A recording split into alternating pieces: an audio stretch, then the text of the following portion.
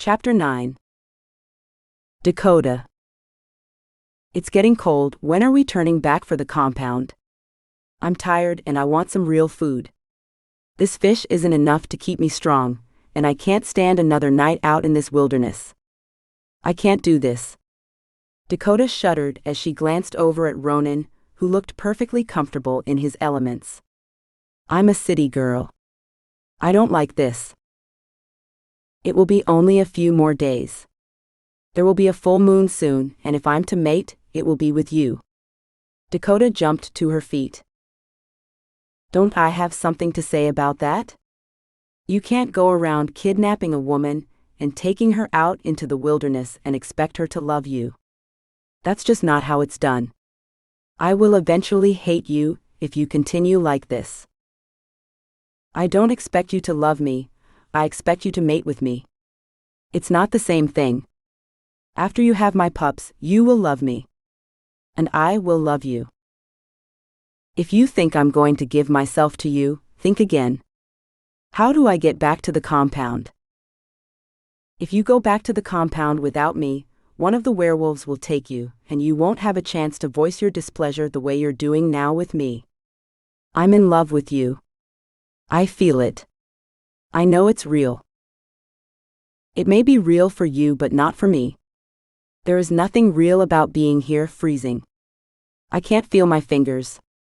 Ronin made an attempt to reach for her hands to warm them, but Dakota jerked them back and crossed her arms and placed her hands under her armpits. It wasn't much comfort, but she wouldn't let Ronin's warm body next to her. Not at this time. It will take time for you to get acquainted with me, and you will learn to love me. But if you leave me now, whoever finds you will claim you wherever the werewolf finds you, and I won't be able to stop him. He will have to make compensation to me for what he has done, but it will be worth it to him, and you will have to go with him to live out here isolated in a cave.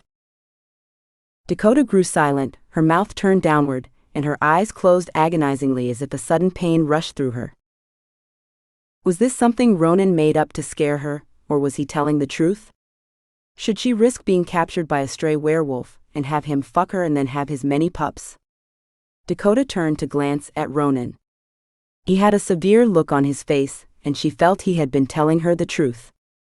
But still she couldn't be sure. Okay. What do you want from me now that you've terrorized me? She sat down away from him. I haven't terrorized you. I've only told you the truth. Those vampires terrorized and threatened your existence, but I'm offering you a life. Exchange one life for a life with you. At least with me, you have a chance. A chance for what? A chance to live. A chance to have children. If they find you, they will change you into one of them. Your life as human will be over. Come with me, and I will cherish you and my pups. You've already assumed that I will take you up on your offer. What if I tell you that I don't like children, and never wanted to have any? You feel that way now, but when my firstborn pup nurses and bonds with you, that will all be a memory. What if I told you that I have a vampire that's in love with me, and wants me to have his children? Ronin glanced down at her, his eyes hooded and his jaw clenched. He sat up straight, never taking his dark eyes off Dakota, and then he convinced himself that it was a joke. Humans are like that, he remembered his mother saying. They like to joke around, it's almost like they never grew up or didn't want to. A joke, right? He took her in his arms and brought her body close to his. She didn't resist because of the cold, and she needed reassurance about all this strange stuff happening in her life. You don't have to make up things to run me away. I will never leave you, Ronin said with a warm voice. I don't care if you don't want me. I'll give you time. All the time you need. Dakota turned to gaze at him without a smile. My mother said that a human female needs time and her space. I'll give you that. I'll take you back to Seattle after the full moon, and I'll court you the way my mother said I should if I became infatuated with a human female. She said if I want a human to mate with me, then I have to be patient. Meet her on her own terms. What Dakota heard was something out of an old 30s movie where they use the word court. We don't court. We hang out. It reminded her of Ashton and the way he spoke, but not the way he approached her. Ronin's approach was different. He was patient, and that says a lot coming from a werewolf who's looking to mate. Ronin thought all the things he did with and to Dakota had to be wrong, and he was willing to start over. Start from the beginning. Maybe he had been too rough on Dakota, taking her out in the wild and handing her a knife and bow and arrow and no provisions. Maybe he had to embrace that human part to convince her that he was a suitable mate, and wait a respectable time, present her with an engagement ring. These were all things his mother had said to garner the love and respect of the woman he sought to marry. Perhaps it had been too soon, and he had come on too strong and eager. He needed to let Dakota see who he really was in a different environment, and that he wasn't what she thought, a sex-starved werewolf looking to mate. The darkness set in, and for the first time in months the sky shone through clouds, and through those clouds a gathering of stars. Dakota could even see the North Star for once. "I know where I am," she said proudly of herself. "The cave is near here. The one where you brought me when you first discovered me, near that river." Dakota stood. "I can find it. I guess we'll stay another night." She shrugged and took off running in the direction of the cave. "Don't. Wait for me. It's dangerous out here," Ronin yelled. "But it's right over there," Dakota said as she ran ahead before Ronin reached her. She stopped and stared at the mouth of the cave, trembling her hand to her mouth. Ronin came running behind her laughing, and then the smile dropped from his face. "You can't have her. You will have to fight me first," Ronin said. "If that's what you wish, but you and I know that you will not win. You need more than one werewolf to fight me." Dakota took a step in the vampire's direction, and Ronin reached out his arm to stop her. To protect her she had to stay near, and if she stayed near him he couldn't protect her. It was a catch-22, and he left his silver and the arrows with the silver tip near the camp. And Dakota had discarded hers near the river. "He won't harm me, Ronin. He came to get me. Who is this vampire?" And then he remembered what Dakota had said about a vampire lover. In his mind it couldn't be true, but there it was. How could he be as stupid and arrogant as not to believe her, and to think what he wanted about her? He was in love, and love makes you deaf, dumb, and blind, his mother had said to him. "Come to me, Dakota," Ashton said, his hands held out. "Don't go to him, Dakota. Stay with me. Remember, you will not have a life with a vampire. You will never have children to call your own."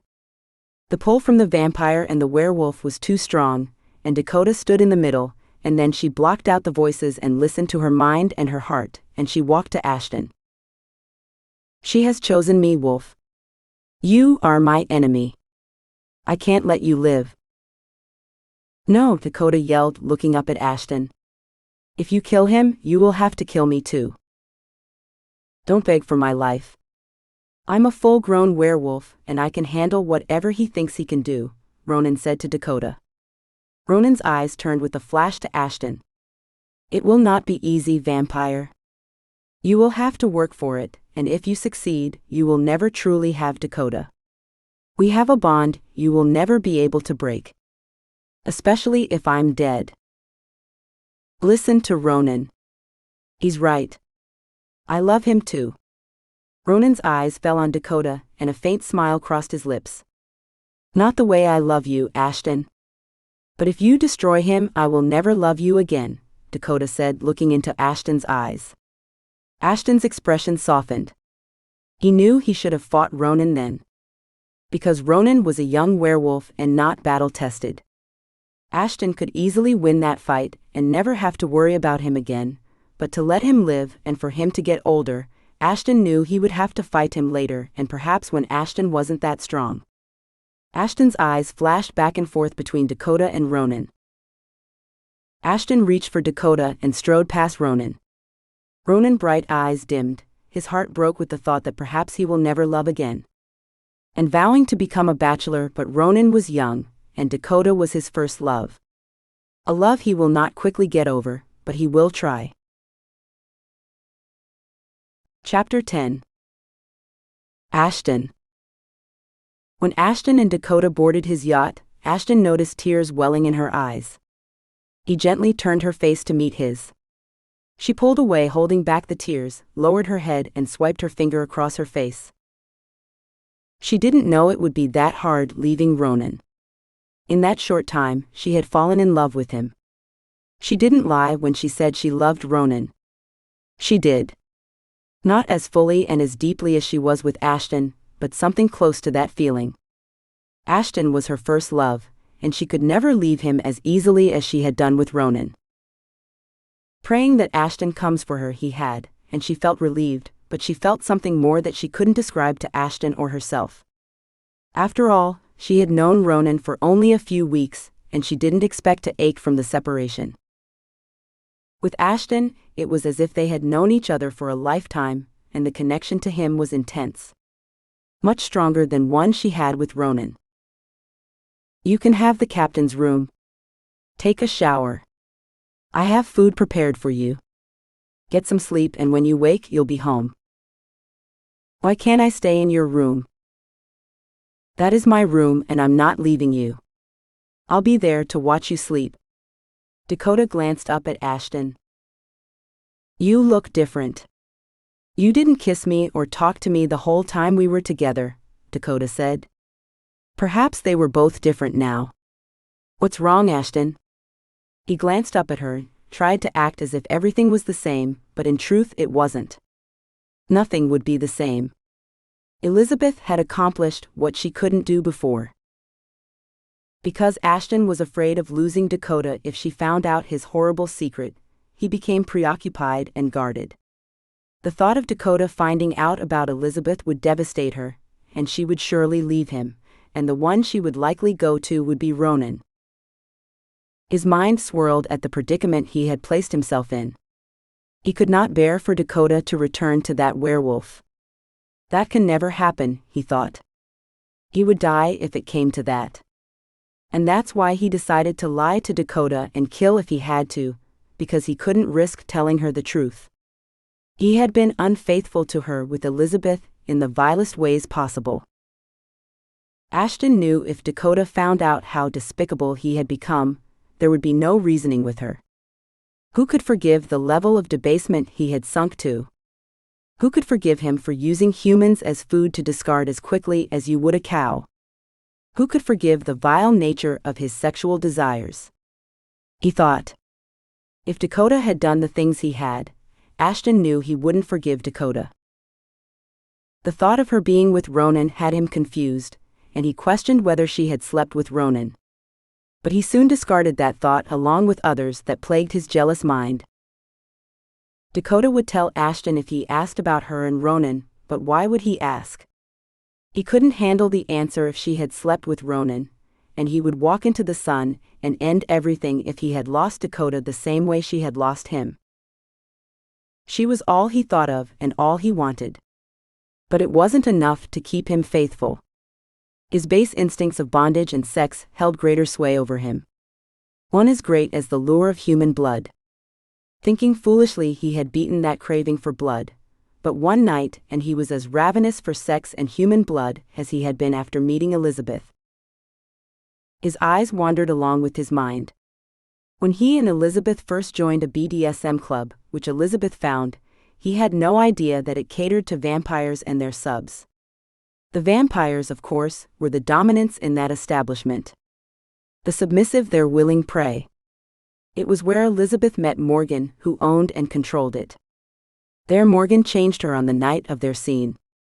Ashton stumbled into the club looking for Elizabeth with a notion to punish her. He had become angry with her constant disappearances. As he staggered around watching the scenes from one glass window to the next, he found her. He didn't recognize the dom because he was cloaked in a dark hooded cape, and she lay naked over a bench as the dom turned her pink ass red, with his hard smacks from his hand and then a riding crop. Ashton saw her smile from the brutal beatings by Morgan. Morgan drew blood from Elizabeth. When he kneeled to suck the blood from her red cheeks, his hood fell from his head, and it was his brother Morgan, punishing his Elizabeth. Her mouth opened with a wide grin, facing the crowd, and her eyes and mouth showing the pleasure and pain. But what it showed foremost was that she took particular enjoyment at Morgan changing her. And she would no longer belong to Ashton, but to Morgan, because he was the one who turned her.